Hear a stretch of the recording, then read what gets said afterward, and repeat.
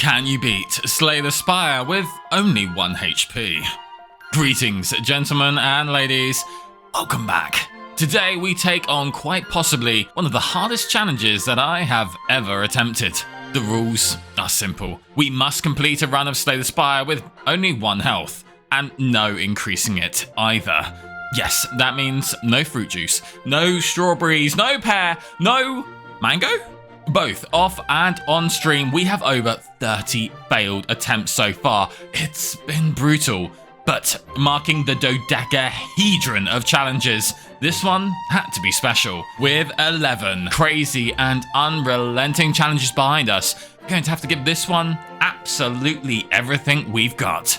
So, sit back, get yourself comfortable, for it's time. Time to climb. Climb time! Before we embark on our adventure with the defect, I am doing another Slay the Spire 2 giveaway. Details at the end of the video. Let's do this, guys. Today we are given 2 choices. Enemies in our next 3 combat encounters have 1 HP, or increasing our max health by 0? Checking the map, we had 2 paths for a potential free elite, 1 here and 1 there. After I remember all of your encouraging support, it was time to begin our ascent. The first free elite was against a cultist. We get 18 gold, a block potion, and for the cards, I choose genetic algorithm. A great card to get so early in the run. For the question mark event, it was the shining light, and because we only have 1 HP, there isn't a cost, so 2 strikes get upgraded for free. Now, for our first merchant. We couldn't afford much. Out of the selection, I choose Sunder, as it's a good option for Act 1 combats, as well as removing a strike to aid in our draw consistency.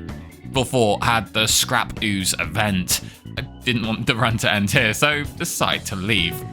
We then skipped by the next merchant, upgraded our genetic algorithm at the rest sites, and for our second free encounter, we tell the jawworm, no biting today. 19 gold, a colourless potion, and all 3 card options here were solid. Compile would give us draw, White Noise would give us dopamine, and Go for the Eyes gives us safety. With our health at 1, safety was our top priority. 2 relic chests back to back now. Gremlin Horn in the first one. Wow, this gives us well-needed assistance with multiple enemy combats. And for the second chest, 26 gold and a happy little flower. We make it to the elite with our final charge of Niao's Lament, removing the Gremlin Knob. Reward-wise, we get Anchor? Okay. I had been streaming this challenge non-stop for the last week, and we had never hit such a lucky start before. And just to add to that luck, yeah, Glacier card reward as well. The next question mark event has us ambushed by a couple of slimes. No more enemy health reduction. Our Anchor allows us to use Force, defeating the smaller slime. Genetic and Glacier defends us from the 8 attack on turn 2. Then our upgraded strike finishes the job. 20 gold gets awarded to us, and a beautiful card reward. Defragment. Let's go. For the next rest sites, it would be rude not to upgrade our new acquisition, now bringing Defragment's focus up to 2. Now, Law 13's question mark event posed some serious danger. The problem here was skipping the encounter would leave us with an effective permanent curse for the rest of the run, as removing it would kill us, so we fight. Okay, a good start.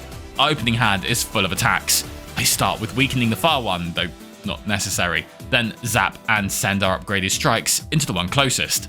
Turn 2, 18 damage now shows.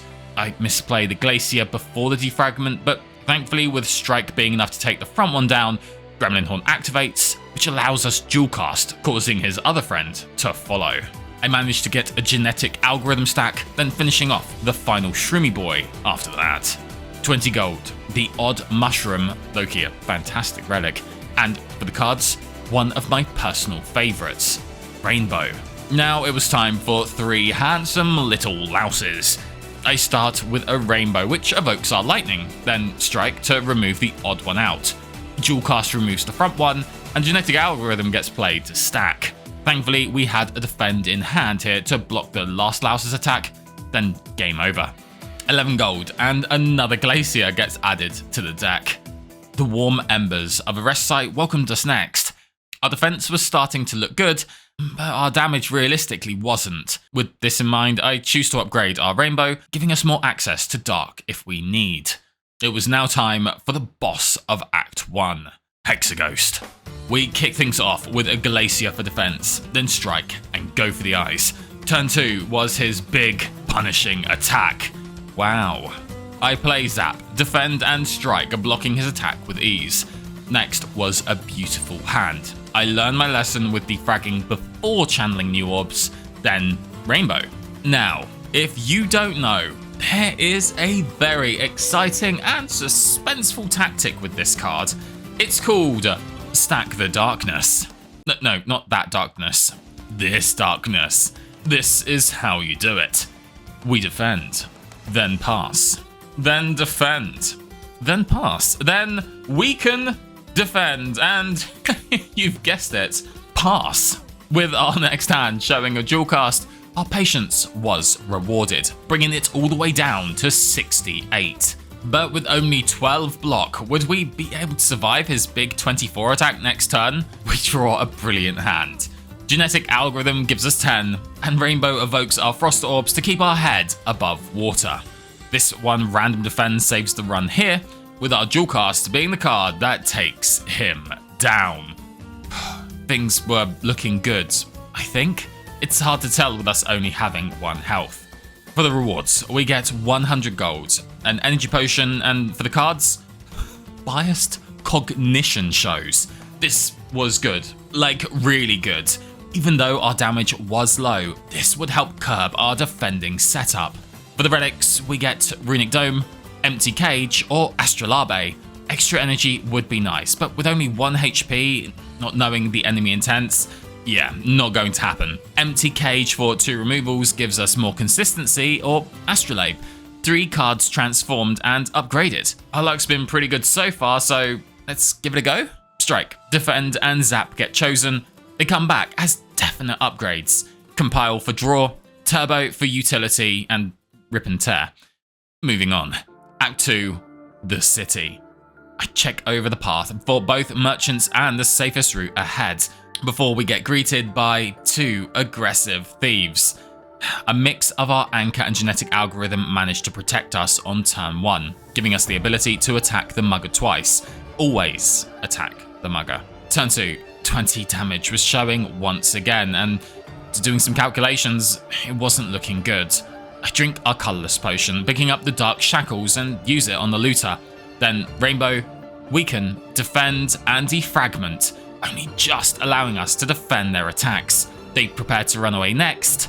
I do manage to take down the mugger, but the looter was the one who got the last laugh here. We get back 30 of our gold, 17 more, and then another solid addition for our deck. Capacitor. You can't script this. An old beggar greets us next, offering us a card removal. But with a merchant fast approaching, I decide to hold on to our gold for now. Floor 20 had 3 flabbity-dabbities. I compile, Glacier, and strike the front one to start. Then, oh dear lord, 23 damage on its way to us. But our hand was strong. Glacier puts us up to 12 block. Go for the eyes removes 5 of their damage. Then a simple defend handles the rest. Turn 3, both us and the birds focused on buffing up. Then, disaster. 15 damage was coming our way. We have 1 defend in hand, bringing our defense up to 12. If it wasn't for this block potion, our summer vacation would be over. A gentle reminder that we were still far off any type of victory here. A mixture of attacks and 1 final rainbow allowed us to continue moving forward. I pick up the 17 gold and ultimately decide to pass on the cards. Okay, merchant time. I enter into his quarters before a wave of relief washed over me. My favourite relic of all time was here. Orange pellets. I mean, like, second favourite. This relic removes all of our debuffs when we play an attack, skill, and power in the same turn, which is especially good with our bias cognition in mind. A very big pickup for sure. Moving into the next question mark event was the vampires. And whilst we technically wouldn't lose any health, we wouldn't exactly be healing any either, so we politely refused their offer. A quick stop by the rest site was next, with a tough upgrade choice. 1 orb for capacitor or 1 focus for biased. I still don't know what the ultimate correct choice was here, but my gut said the extra orb, especially with how much generation we already had. Now it was time for the Centaurian and his wife.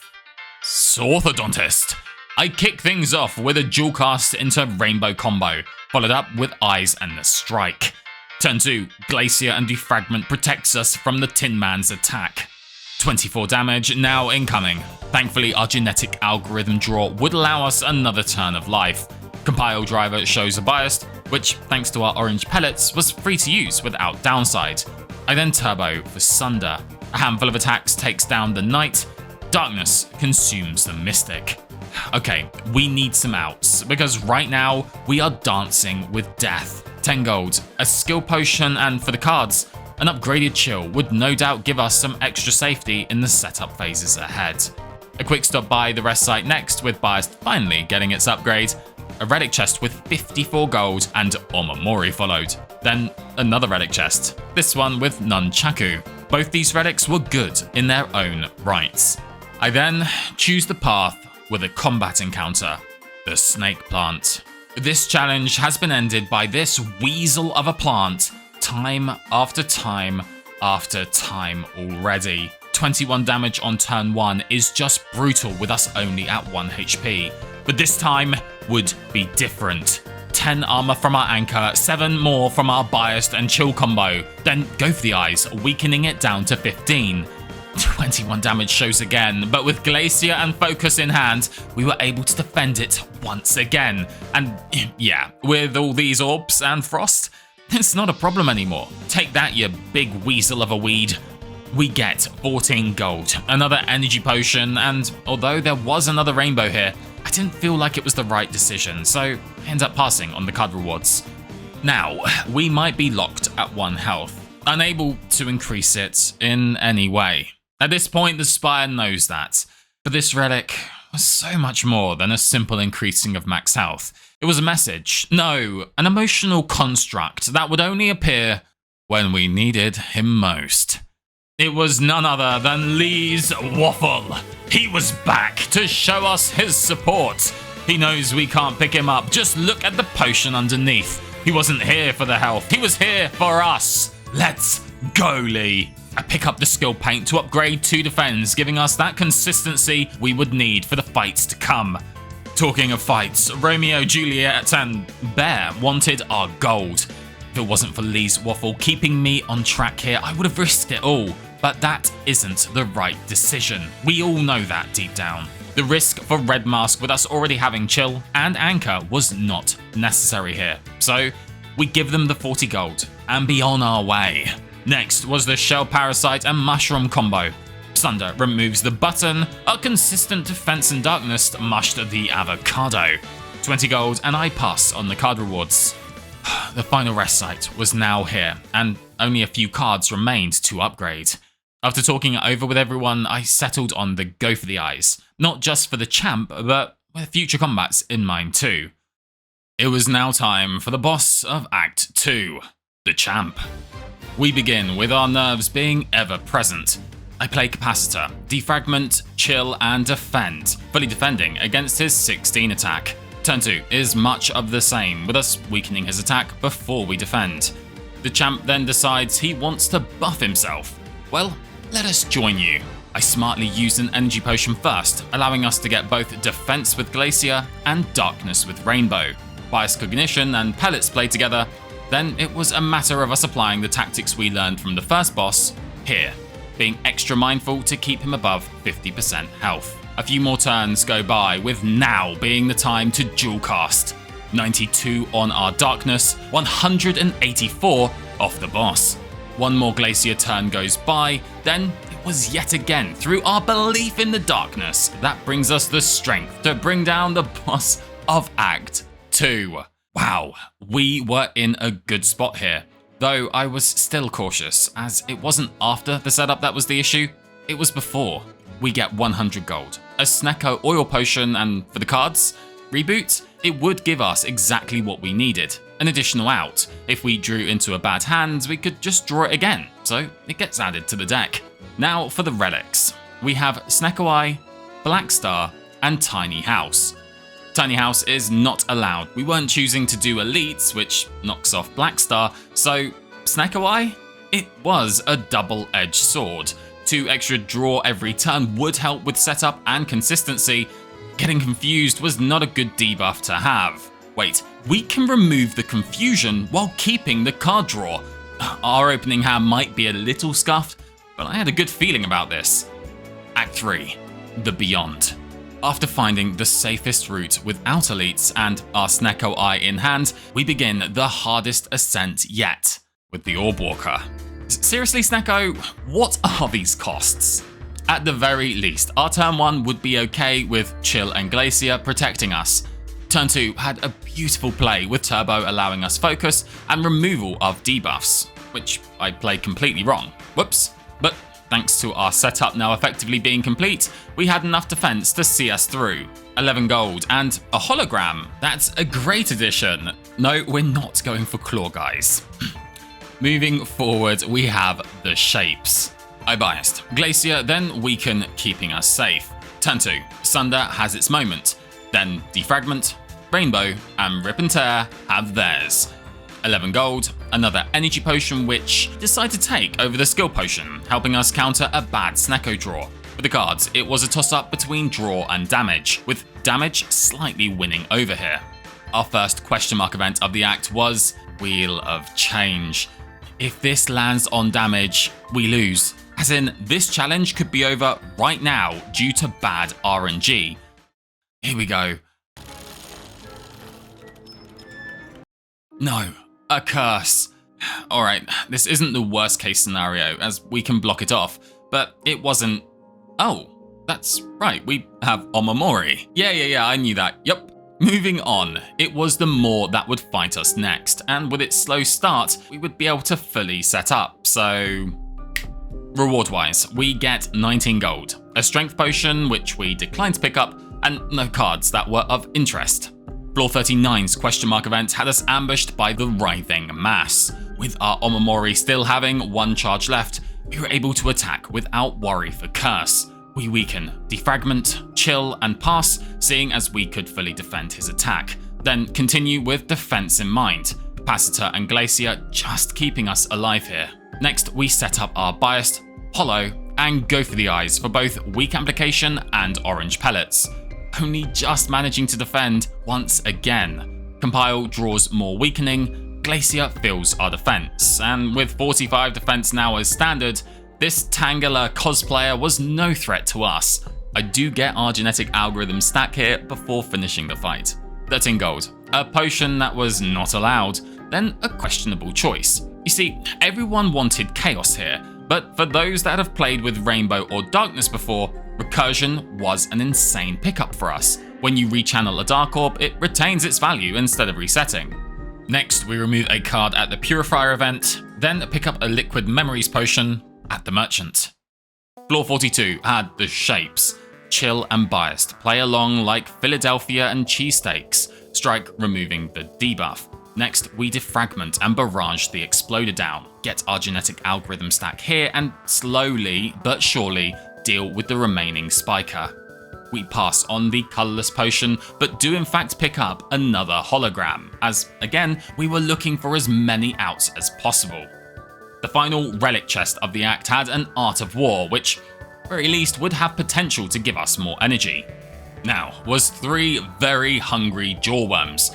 All they wanted was to take a bite. Chill was too expensive to play here, so I Capacitor into Glacier for our safety first. 27 damage now aimed at us. Biased and Glacier helps a lot here, which I follow up with a Go for the Eyes. Whilst they might have 40 damage, it just didn't matter anymore. Defragment, genetic algorithm, 2 holograms, there was nothing they could do to us. Barrage and Evocation remove the front Snappy Boy, his friends follow shortly after. 14 gold, a weak potion I decide to pass on, and for the cards, I couldn't help myself. I just really wanted to play with multicast and darkness. Was it the smart choice? No, it really wasn't. But it could definitely be fun. Floor 45 had even more shapes for us to face. Chill and Anger defend the opening turn. A lucky Thunderstrike removes the Repulsor, bringing us our Biased Cognition, which, you know, spells out the rest of the fight. Even though we only had 1 HP, this was such a fun deck to play with. All we needed was to get through the opening turns and we would be okay, right? They don't leave us any rewards to note.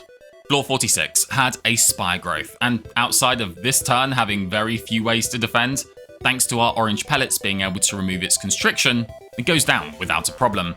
3 more floors, 3 more encounters. A rare relic for a fight with us being this powerful? Don't mind if it wasn't for you guys being here, I don't know what might have happened, but thankfully, you guys reined me in. Not this time, John. 1 more set of shapes, 1 more set of card rewards, which we don't take. Amplify isn't baiting us today. Now the final rest side, with the final upgrade being used on our hologram, giving us even more permanence to the deck. It was now time for the Time Eater. Things kick off well with a strong opening hand. I play our defragment into the free Sunder, then hologram to play it again. Turn 2, the snail had 24 damage prepared. We needed to get our frost orbs online, so I played both our glaciers, just scraping enough block to defend his attack. Now 26 aiming at us, and it was here we found something very naughty. You see, the only way the snail increases its strength is if we continue playing our cards. Well, with 1 HP, we didn't want to do that. So, do you see it? Do you see the line, the way, the strategy, the tactic that we would have to use here? By Capacitor, then Biased Cognition and Rainbow. Then we drink our energy potion to remove the bias debuff, and now, now it was time. Time to end our turn. I couldn't help play the Barrage here for fun and the Glacier here because I was a little scared, but anyway, back to business. I end our turn. I then end our turn. And then again, and again, and again. 1 more end, and this was it. After over 2.5 hours, after 4 days of 6-hour streams, the most unlikely of characters was the one to take it all. With Lee's Waffle by our side, blessing this run, we've officially beaten Slay the Spire with 1 HP. What a fun challenge this was. Thank you so much for watching the video. I want to give a special shout out to all those that came along to the live streams for this one. It was great to not only play alongside everyone, but to also get some very funny and enjoyable moments together. Now, for the giveaway.